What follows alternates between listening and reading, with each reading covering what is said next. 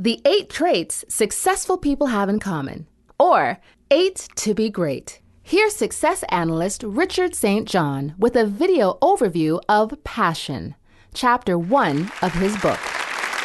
Successful people love what they do. When I asked Russell Crowe what led to his Academy Award for Best Actor, he said, "The bottom line is I love the actual job of acting. I have a great passion for it." Successful people in all fields love what they do, whether it's astrophysicist Jamie Matthews, author J.K. Rowling, or athlete Michael Phelps. And not just big names. Margaret McMillan, a history professor, says, "I spent my life doing what I love." Carlos, a bus driver I sit with at Starbucks, says, "I love what I do. I've only missed 3 days in 4 years." And believe it or not, even successful dentists love what they do.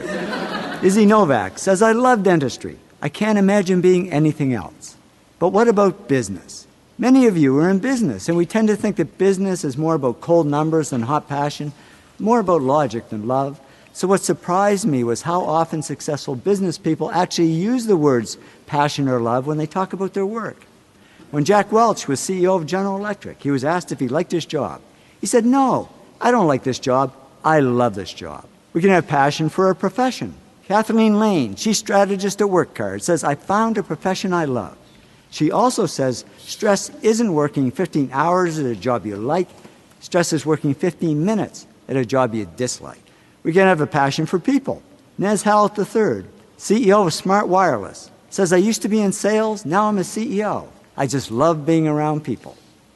We can have passion for a product. James Dyson, the vacuum cleaner guy, says, "I love vacuum cleaners, and I will love them until the day I die."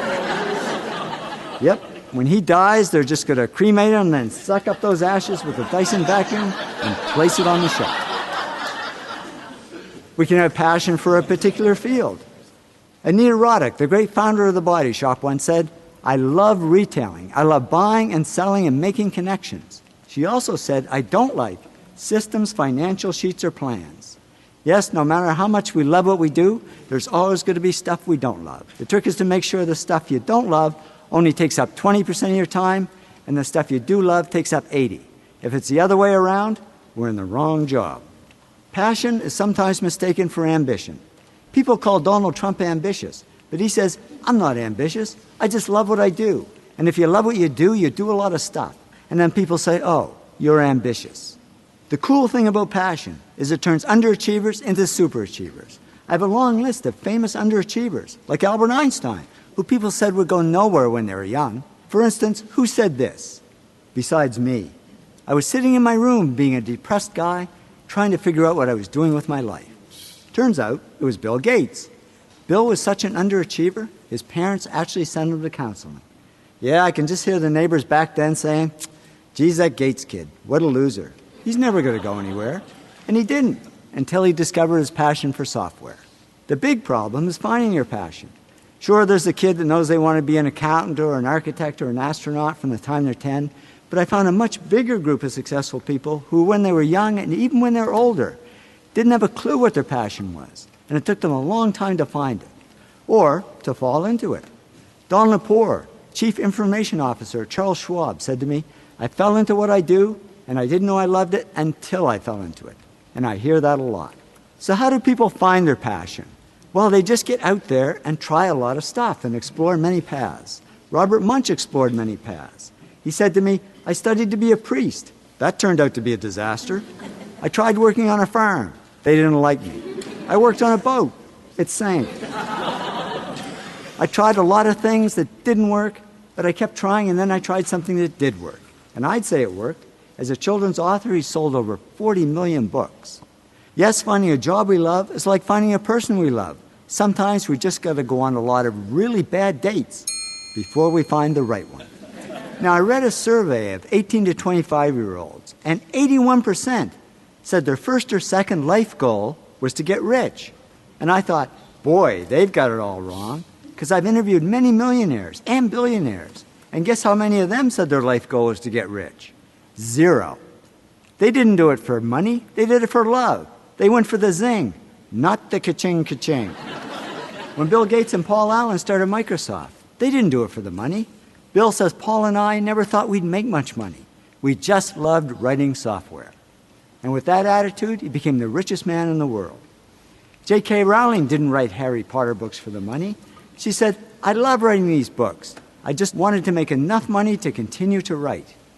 And with that attitude, she became a billionaire. I became a millionaire by following my heart, not my wallet, and a number of times I walked away from great-paying jobs to do poor-paying jobs I love better. Once is when I had a great job traveling the world, making a lot of money, but I wasn't doing the one thing I loved at the time, which is photography. So I said, I think I'll leave and start my own little photo company. My heart said, yeah, go for it. My wallet and all my friends I might add said, are you crazy? You can't walk away from all the money. You'll starve. I didn't listen to them. I walked away. And yeah, at first there wasn't much money. But it didn't matter because I was having fun doing what I loved. And eventually the money came. And much more than if I'd stayed in my old job. So I learned it's true what they say. If you do what you love, the money comes anyway. So I'd say if you really want to get rich, put money at the bottom of your goals list and passion at the top. And why does it work that way? Because if you love what you do, you'll automatically do the other 7 things that lead to success and wealth. You will work hard. You will push yourself. You will persist. And what if you're in a job you don't love? Well, just follow your passion on the side. Remember, Albert Einstein was a patent clerk. That was his job, but his passion was physics. And he wrote 4 of his most important papers in his spare time as a hobby and became one of the world's greatest scientists. So it's amazing what you can do if you love what you do. Thank you for watching Richard St. John's video overview of passion, Chapter 1 of the 8 traits successful people have in common. There's much more content in the book and ebook, details on each of the 8 traits, quotes and stories from hundreds of successful people in many different careers, and lots of practical tips to help us on our own journeys through life. For more information and free video overviews, please go to richardstjohn.com.